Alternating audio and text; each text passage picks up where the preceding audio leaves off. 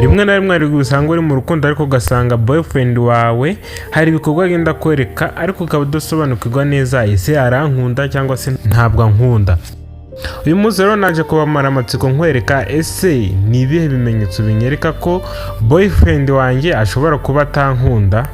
Uyu munsi nibyo naguteguriye ariko ndagushishikariza gukanda subscribe no utarayikanda kugira ngo ujye ubasha kubona ibiganiro ducisha kuri uno muyoboro. Nanjye ubategurira nkanabibagezaho nitwa Aime, iyi YouTube channel wagezaho yitwa Aime Heart. Muhawe ikaze. Ushaka kuba ukundana n'umusore ariko ukaba utazi ese arankunda, rimwe na rimwe ushaka gusanga ari wa muntu utaguha umwanya ibikorwa agenda gukorera ukaba ubishidikanyaho ariko ukaba utazi ese arankunda cyangwa ntankunda. Uyu munsi ngiye kukwereka ibizakwereka umusore utakigukunda cyangwa se utagukunda.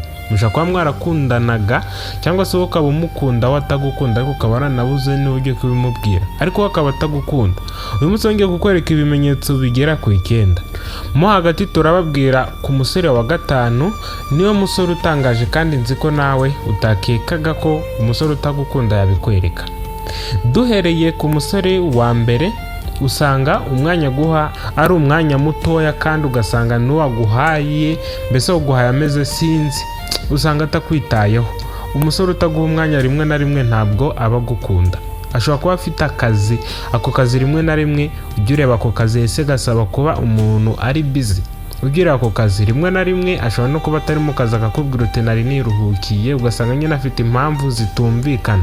Rero umusore umeze utyo ugasanga nyine umwanya guhereza ni umwanya muto kandi no umwanya guhaye ugasanga nyine ntacyo bamariye. Uwo musore menya ko atakigukunda, afite abandi awuhereza. Umwanya nicyo kintu uhereza umuntu wawe, bityo bigatuma nyine abona ko ari umuntu ugukunda. Ariko igihe cyose ataguha umwanya ugasanga nyine umwanya n'igihe muvugana nyine ugasanga ari kukwereka ko umwanya we wari mukeya, ngo ushatse wamurika, urukundo rwarashize ahubwo ari kugira ngo akumaremo amagambo. Ikintu cya kabiri kizakwereka umusore utagukunda, aguha amagambo make. Igihe muganira usanga ari wa muntu ufite amagambo make, uramuvugisha rimwe na rimwe ni wa wundi muri kuganira kumva aravuze ngo okay, mbese ugasanga yibereye muri ayo magambo ariko uwo musore menya ko atakigukunda. Ushatse washakira ahandi, ikitabuze mu murima ni amakoma. Wa mukobwa ntukiye uvuga uti ndagumiwe, ariko umusore uri kukubwira icyo rimwe na rimwe hari aba gucira inzira agira ngo ubone boyfriend wawe muzima kandi wanyawe. Rero igihe cyose ubonye atakigukunda ushatse wamureka. Igihe muganira nyine ugasanga ari kuguha amagambo make, ushatse wamureka ukajya ahandi. Ikintu cya 3 kizakwereka umusore utakigukunda, akurutisha abandi. Rimwe na rimwe igihe muganira cyangwa se igihe muri kumwe usanga bari kuvugana n'abandi kuri phone, rimwe na rimwe ari kuganira n'abandi kuri phone nkuko twavuze haruguru, ugasanga nyine umwanya guha muri kumwe ni mukeyi. Ugasanga ibereye kuri WhatsApp, ibereye chat, ibereye YouTube ariko ra video zigiye zitandukanye. Igihe muri kumwe nyine ugasanga ntari gushaka kukuganiza ahubwo yibereye muri phone. Ushatse wamenya ko icyo ngicyo ari ikimenyetso cyanya cyo kikwereka ko atakigukunda, kuko umuntu ugukunda ntiyajya muri ibyo ngibyo ahubwo abashaka kuguha umwanya kugira ngo muganire. Buri ikintu gihambaye umukunzi washobora kuguha kikakwereka ko agukunda ni ukuguha umwanya. Umwanya ni ikintu gihenze ariko igihe cyose igihe muri kumwe ubona atakikuhitayeho ugasanga nyine umwanya ari kuwohereza ibindi kurusha uko wawuguha kandi rero wagakwiye guhabwa umwanya, menya ko uwo musore atakigukunda. Ushatse washakira ahandi, arigana bivuze ngo ikitabuze mu ntoki ni amakoma. Ikintu cya 4 kizakwereka ko boyfriend wawe atakigukunda, aguha care iyo umuhaye amafaranga.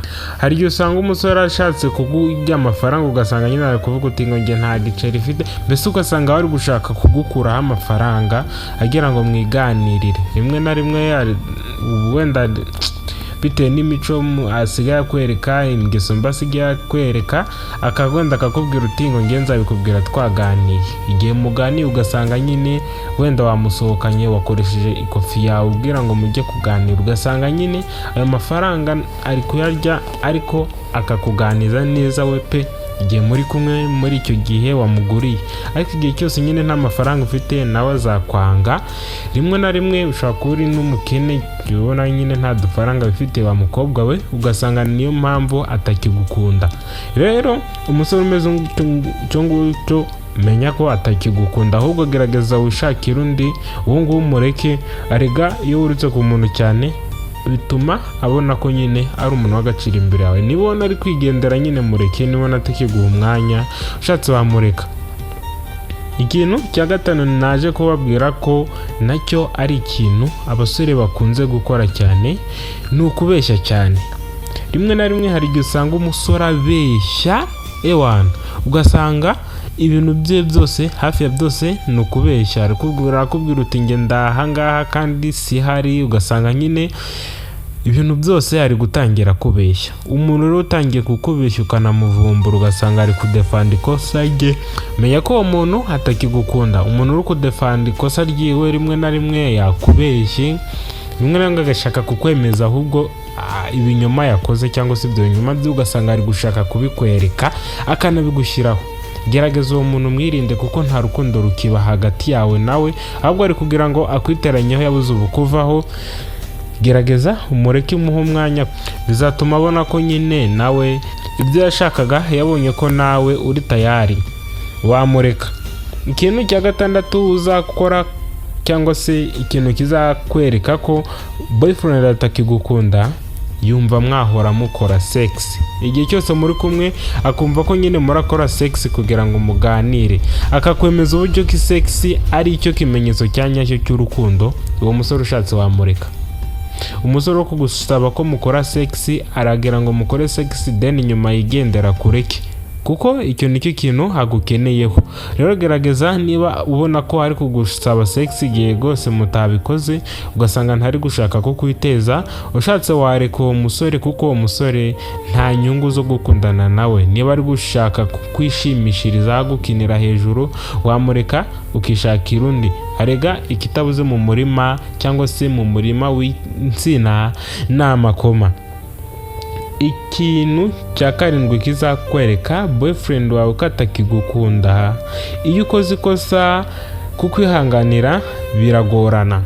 Usanga ari wa muntu nyine utumva ko wakora ikosa, aba yumva ko nyine akantu gatotsi gato kabaye arakuriraho, bigatuma atongera kuba yagira inshingano runaka agera mu rukundo rwawe nawe, bigatuma nyine amera nk'uruhutse kuba wamuvugisha. Rero ushaka kubona atari kukwitaho mu magambo cyangwa se no mu bikorwa, ahubwo ugasanga agakosa gato kabaye ari gushaka kukurira, gucurira n'ibindi bintu bigiye bitandukanye. Ushatse uwo mu boyfriend wawe wamureka, kuko uwo muntu ashobora kuzagusenyera. Ushobora no kuba uri mu rugo ariko ugasanga nyine wowe nawe urugo rwanyu rurasenyutse bitewe n'ibyo bintu, aho uba usanga nyine kukwihanganira biri kugorana, uwo ngo ntabwo aba akigukunze. Ikintu cya munani kizakwereka ko boyfriend wawe atakigukunda, nta kigutega amatwi ngo akumve. Rimwe na rimwe we aba ashaka ko ari uyobora, akumva ko ijambo uvuze nyine ntacyo rivuze. Niba uri umukobwa nyine nta jambo avuga ngo rimukoreho cyangwa se agira icyo akuramo. Igihe cyose ataguteza amatwi ngo yumve, wenda ushaka kuba wanakoze n'iryo kosa, ariko ugasanga we ntari gushaka kugutega amatwi, ahubwo ugasanga ni wa muntu uri gushaka kukugerekaho ibikosa runaka, ugasanga nyine ariko no kukugerekaho amagambo cyangwa se ibikorwa utakoze. Uwo nguwo ushatse wamureka, nta rukundo rukimurimo, we yarashize ni igisenzegeri. Ushatse wakwishakira undi aho kugira ngo yababarize umutima. Ndi bamwe usanga bagwara indwara zigiye zitandukanye zerekeranye no kuba yarizeye umuntu, ugasanga nyine we araguhemukiye. Rero n'izi ndwara zimwe na zimwe usanga cyangwa se ukusanga abakobwa bakunze kurwara igifu, akenshi na kenshi bituruka ku basore. Abasore ni bamwe mu batera agahinda abakobwa. Rero n'aba boyfriend bameze nk'uyu nguyu nabo bimereye nk'uyu nyine bose, arega nibo bakora bene ibi bikorwa. Rero igihe cyose wizeye umuntu, jya ugaragaza ugabanye kumwirondomuriramo wese. Ibyo ngibyo bizagufasha mu gutuma ubasha kubona boyfriend wawe mwiza. Rero inama nakugerageza usenge Imana guhe umutima cyangwa se amarangamutima yo guhitamo uzakubera umugore. Ibyo ngibyo bizagufasha mu gutuma n'umugabo igihe cyose wamusengeye bizatuma umubona. Izi nama twabagiriye ndetse n'izindi, ibyo ngibyo bizagufasha mu gutuma ubasha kubona umugabo mwiza. Ikintu cya kenda kizakwereka boyfriend yawe ko atakigukunda, ntabwo akikwiyumvamo. Igihe mugendana rimwe na rimwe ashobora no kuguhunga, ugasanga ari gushaka gukora ibishoboka byose kugira ngo mwere kugendana mu muhanda. Ugasanga mbese n'igihe uri kumwe na bagenzi bawe amubajije ngo madamu wawe ni uwuhe cyangwa se sheri wawe ni uwuhe, igihe ari kumwe n'inshuti ze ugasanga abuze uwo yerekana kandi uhari. Ibyo ngibyo rero si byo nkwifuriza wowe ukeneye kubona boyfriend wawe muzima. Ese muragira ngo nzabereke ibintu bishobora gutuma boyfriend wawe umwigarurira? Wabyandika hasi muri comment, ntacyo tutagusubiza. Icyo ukeneye ko tugukorera tuzagikora mu izina rya Aime Heart. Buri kimwe cyose uyu munsi cyangwa se umunsi ku munsi tuzajya tukibagezaho, ariko nawe ndagushishikariza gukanda subscribe niba utarayikanda kugira ngo ujye ubasha kubona ibiganiro ducisha kuri uno muyoboro, nanjye ubategurira nkanabagezaho. Nitwa Aime, mwakoze cyane.